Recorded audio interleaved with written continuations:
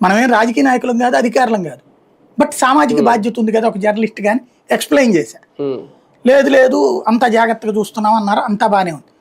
తర్వాతన ఒక 2 రోజు ముందు 1.5 రోజు ముందు తనిఖీలుకి ఏది పనులు జరిగిపోయిందని చూడటానికి అప్పుడు దేవాదాయ శాఖ మంత్రి కోనేరు రంగారావు ఇన్ఛార్జి మంత్రి కూడా అక్కడ కృష్ణా జిల్లా, ఆయన ఆధ్వర్యంలో ఇదంతా చూడటానికి మమ్మల్ని కూడా వెనకాల అప్పుడు మీకు తెలిసే ఉంటది INPR తరపున ఒక వెహికల్ పెట్టి తీసుకెళ్లేవాళ్ళు.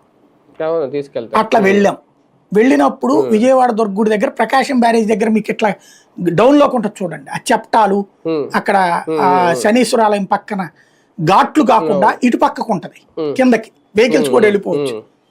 ఆ ప్లేస్ దగ్గర గోడ అంతకుముందే పాడై ఉంటే ఆ గోడ కట్టి పైన కట్టారనమాట. అంటే గోడ కట్టారు, ఆ గోడ దగ్గర ఇవి కట్టారు, ఐరన్ రాడ్స్ వేశారు.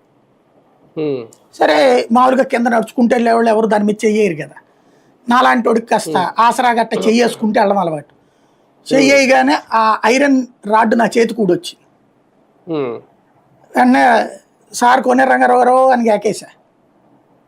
ఏం సాయి అన్నాడు. ఇదిగోండి సార్ అన్న. అబ్బా నీకే తగిలిందా, మేము ఏది ఎక్కడ దొరుకుతామా అని ఎతుకుతావు నువ్వు, దొరక్క నీకే దొరికిందా అని చెప్పి, ఎవడయ్యా ఇది కట్టింది అని చెప్పి కలెక్టర్ అందరినీ పిలిచి అందరినీ తిట్టినప్పుడు నేను చెప్పాను, మీరు వాళ్ళని తిట్టడం కాదు